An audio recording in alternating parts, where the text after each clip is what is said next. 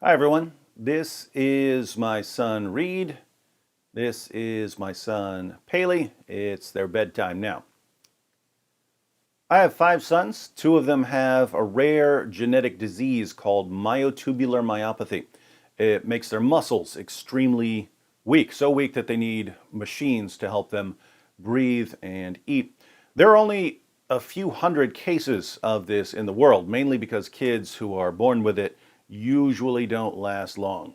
When Reed was diagnosed, the doctors told us that he had a 50% chance of seeing his first birthday and a 30% chance of seeing his second birthday. And this was in New York with modern medical facilities. Most areas of the world can't deal with cases like this. Reed is going to turn 12 in November. Paley just turned 9. They beat the survival odds, but it's been a rough road for them. Reed died once in a hospital when he was a baby because a nurse wasn't taking very good care of him. He was dead for around 4 minutes. Doctors revived him.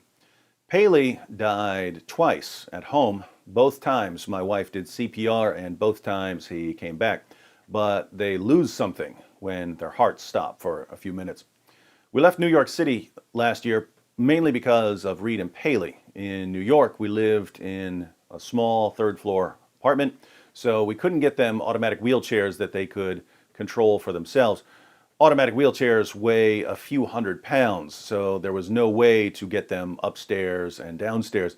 We finally moved last year so that Reed and Paley could be on the first floor. I built a wheelchair ramp. We recently got Reed his new wheelchair.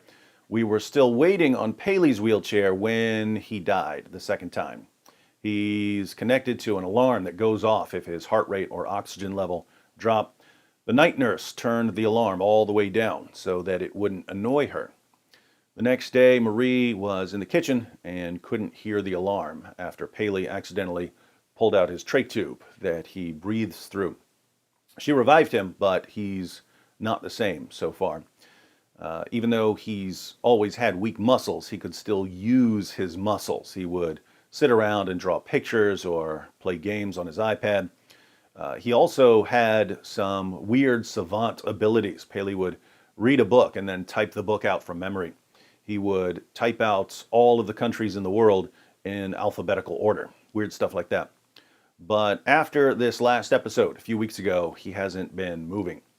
Doctors think that this may be temporary, so we'll have to wait and see.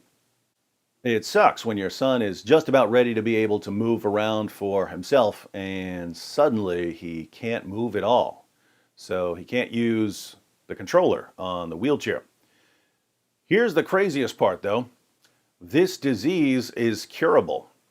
Researchers already cured it in mice, then they cured it in dogs. Last year, they started human trials on babies who are born with myotubular myopathy. Those kids now seem totally healthy, but it apparently takes years for treatments to go through the FDA, so we may still be a few years away from the treatment becoming available to everyone. There's a conference every 2 years where the doctors and the researchers meet with the kids and the families. Back in 2013, my wife went to the conference by herself. There was no way we could afford to take the kids and a nurse halfway across the country. Then in 2015, I said, I bet this is something that people would chip in to help us cover. So I put up a link on my website where people could chip in, and people covered the entire trip. I rented a 32-foot RV. We brought all the kids and a nurse with us to the conference. The same thing happened in 2017. I posted a link on Facebook where people could chip in, and once again, the entire trip was covered. It's 2019, and the conference this year is in St. Louis. We have an extra son this time. Kepler is a year old, so our plan is to get an RV, load up all 5 kids, a nurse, and Marie's parents. Marie's one of the organizers of the conference, so she's usually busy the entire time. I'm usually recording the presentations of the researchers because lots of families can't be there.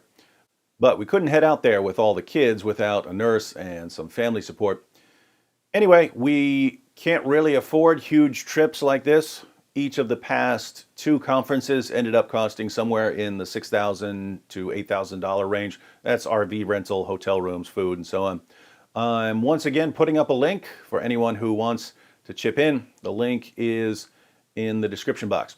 I'm praying that this is the last time I'll need help covering the trip, because it would be absolutely awesome to see the cure available in the near future. But we'll see what happens. By the way, if you're in St. Louis, I won't have much free time, but if you want to swing by and say hi, let me know. And bring me some coffee.